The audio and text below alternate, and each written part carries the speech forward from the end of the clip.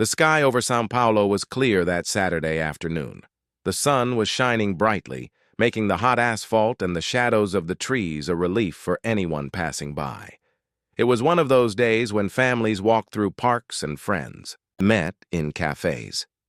Felipe Araujo, 17 years old, pedaled his new bicycle along the boardwalk Ibirapuera Park, the favorite place to escape the chaos of the city. The bicycle was a recent birthday gift, purchased with the effort of his mother, Ana, a dedicated teacher who always prioritized her son's well-being, even with financial difficulties. Felipe was a reserved boy, passionate about technology and video games. His greatest pleasure was cycling while listening to music. It was his moment of freedom, where he could forget the pressures of school, the suspicious looks of neighbors, and the stereotypes he faced daily. That day, he decided to stop near a snack bar in the park to rest. He rested his bike near a tree and approached the counter to buy a juice. As he waited, he noticed two men watching him from afar, a park security guard and a white man in a suit, probably someone who worked in administration. The looks became more intense, and Felipe felt the familiar, uncomfortable feeling of being judged for no reason. He tried to ignore it, grabbed his juice, and got back on his bike. As he was getting ready to mount, he heard a scream behind him. "Hey, boy! Drop that bike now!" Felipe quickly turned around and saw the security guard approaching, accompanied by the man in the suit. "What are you doing with that bike?" asked the security guard, his voice filled with suspicion. "I'm leaving. It's my bike," replied Felipe, trying to remain calm. The man in the suit looked Felipe up and down. "Oh, yeah? And can you prove this?" Felipe felt his heart accelerate. "I didn't have my receipt with me. Who carries that to ride a bike?" But I knew every detail of that gift. The football team. Sticker glued to the board, the brand of the pedal that had been changed days before. "I don't need to prove anything. It's mine."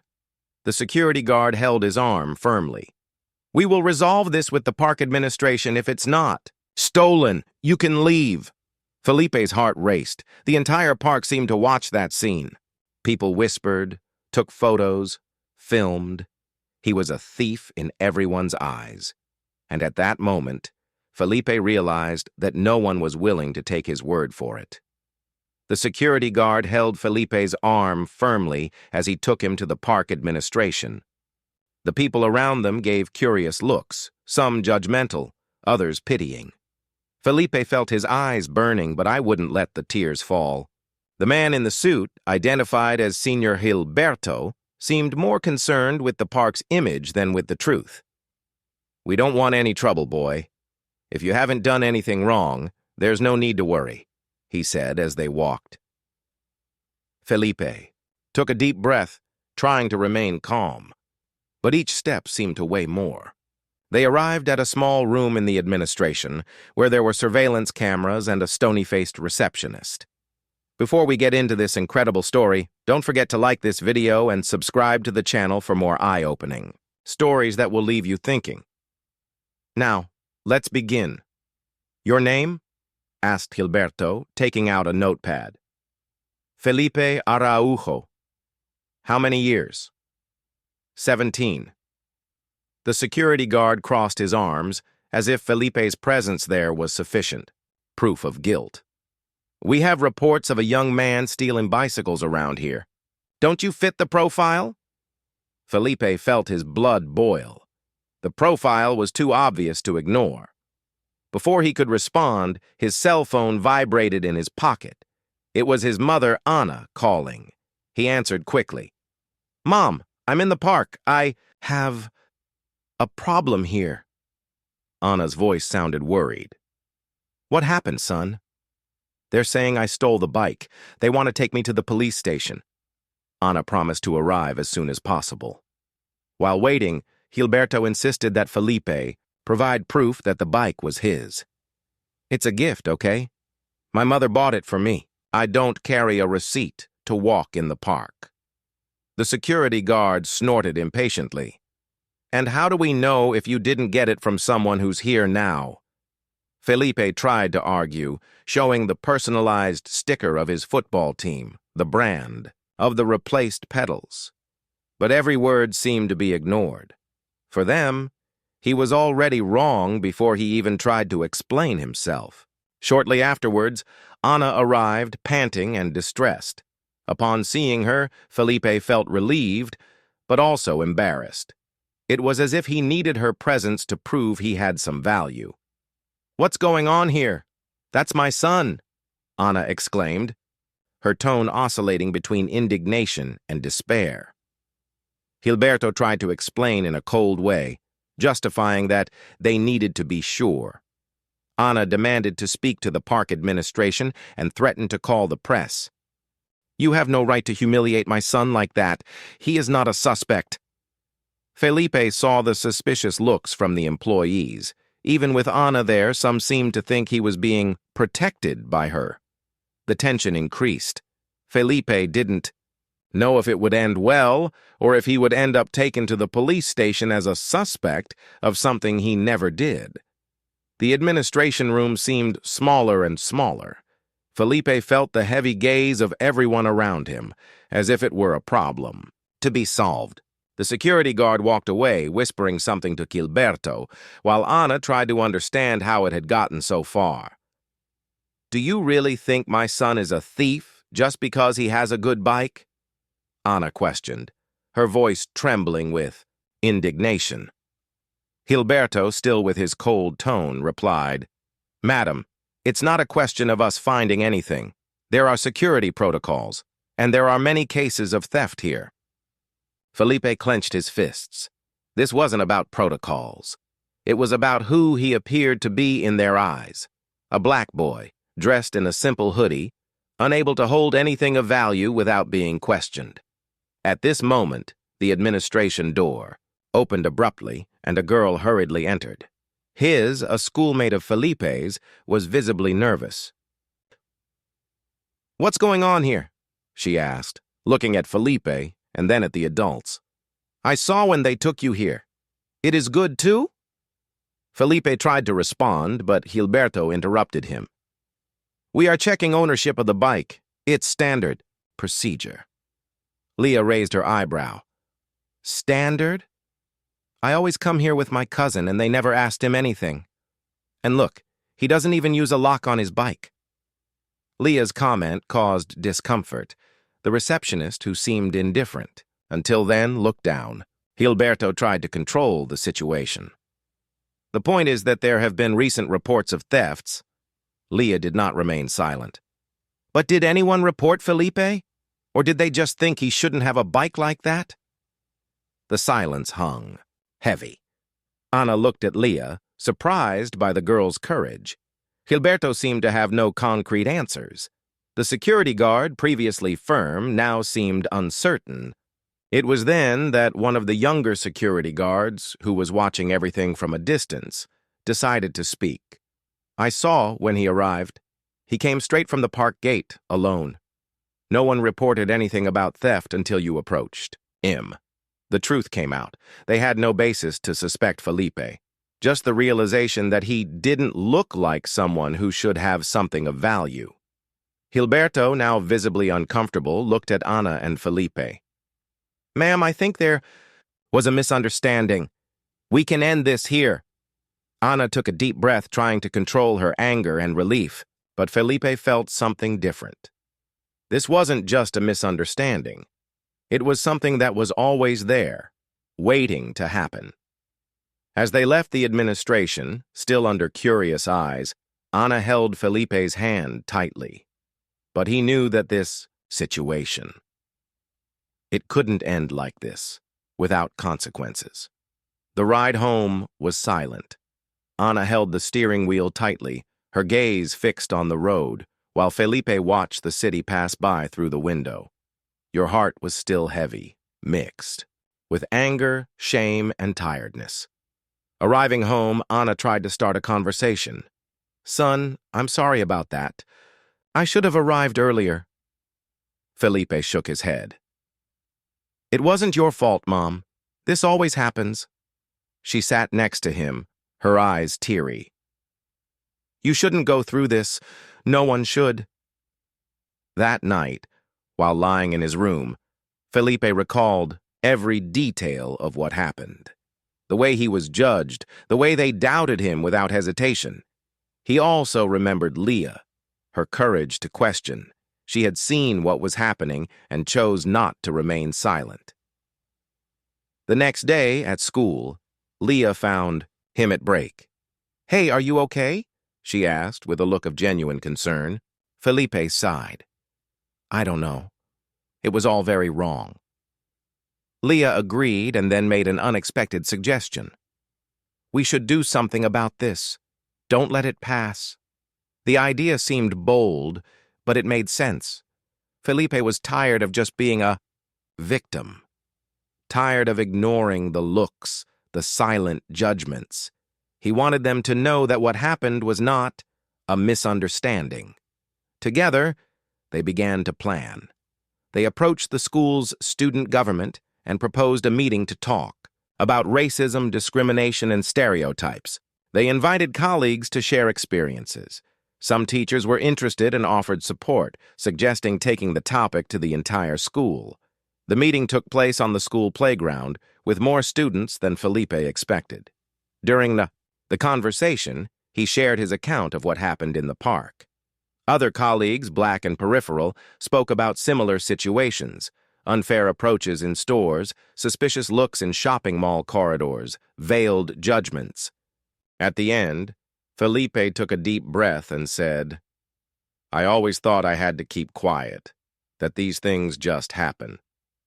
But I don't want to accept this anymore. Nobody should accept it." His speech echoed in the school hallways. The management decided to include discussions about structural racism in citizenship classes, in addition to promoting training for the institution's security guards.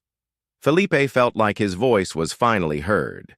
He was no longer just a victim of an unfair situation. He was an agent of change.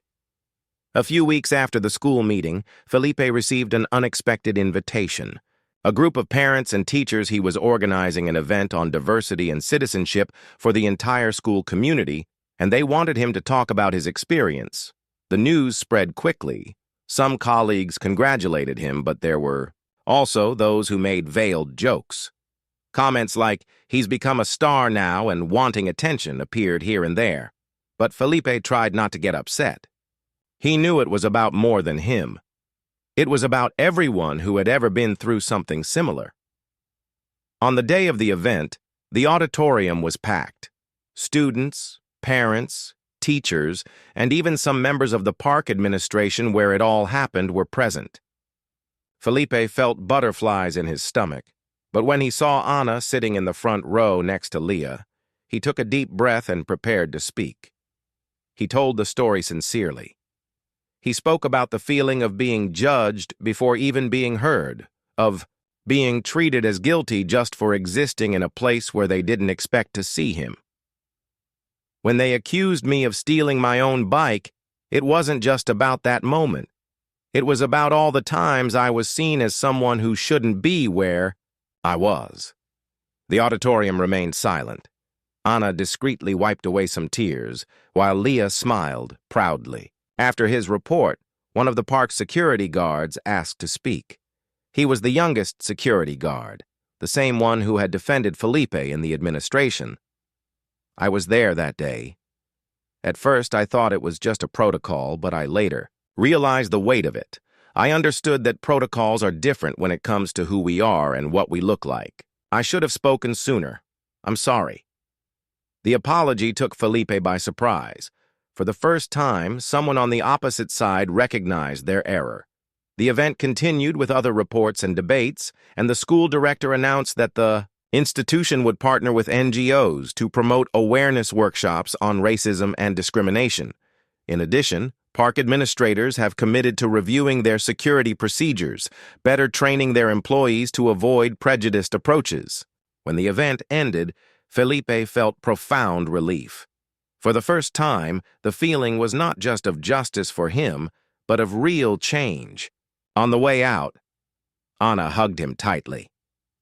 "You did something amazing today, son. It turned something painful into a learning experience for everyone. Felipe smiled, feeling a pride that went beyond himself. He had spoken not only for himself, but for many, and his voice finally echoed with strength. In the days following the event, Felipe noticed that something had changed. At school, classmates who previously avoided talking about the subject now seemed more attentive and careful. Teachers included discussions about structural racism in sociology and history classes, bringing critical perspectives that were previously ignored. In Ibirapuera Park, where everything happened, an information panel was installed near the administration, explaining the inclusion and respect for diversity policies.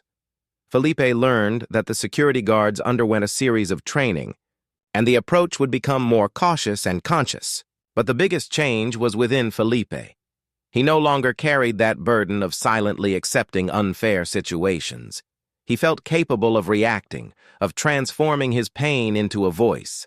At school, some classmates who had previously joked about victimism began to approach him, wanting to better understand what he had been through. Felipe realized that sincere dialogue could deconstruct prejudices, even if little by little. One day, during the break, His found him in the courtyard. "Hey, school star, you're very famous now, huh?" she joked, giving a slight push. Felipe laughed. "Not so much, right? But it seems like people are starting to understand." Leah smiled sincerely. "You know, Felipe, what you did that day made me think a lot. I used to keep quiet when I heard certain things, but now I can't anymore. You can't stay quiet." Felipe looked at her, realizing the depth of what she was saying. That was it. He was no longer alone in that fight. A few days later, he received an email from the school administration. They wanted him to help organize a permanent debate group on racial equality and social justice, involving students, teachers, and the community. Felipe accepted with enthusiasm. I knew that the more voices that came together, the stronger the impact would be. The incident in the park continued to be remembered, but not as a symbol of pain or humiliation. It became an example of resistance and change. And Felipe knew that if one day he faced a similar situation again, his reaction would be different. He was no longer just a quiet boy afraid of being judged. He was someone who learned to speak, and more importantly, to be heard. A year after that day in the park, Felipe's life was different. He had finished high school and passed the entrance exam to study computer science at a public university. The passion for technology would finally become a profession. The racial equality debate group he helped found remained active at the school. Leah, now a senior, had become one of the group's main leaders.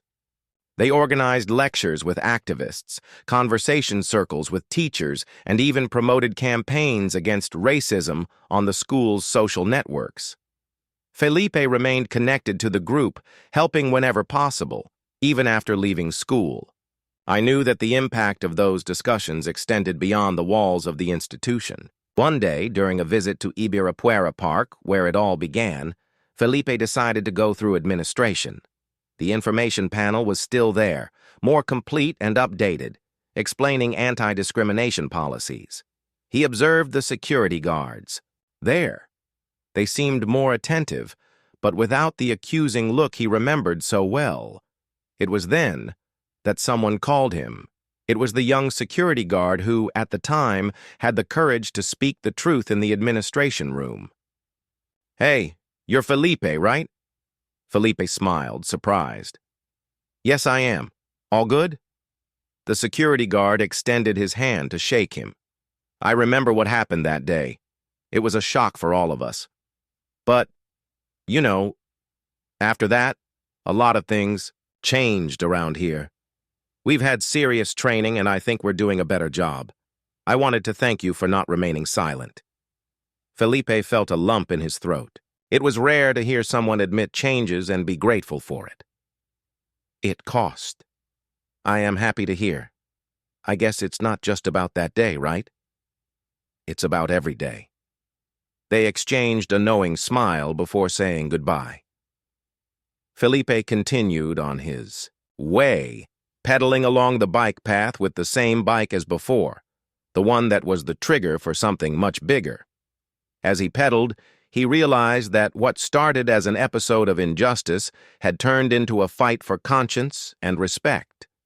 The past could not be erased, but now he was certain that his voice could transform the present and inspire the future. Felipe wasn't just a boy accused of something he didn't do. He was someone capable of inspiring change.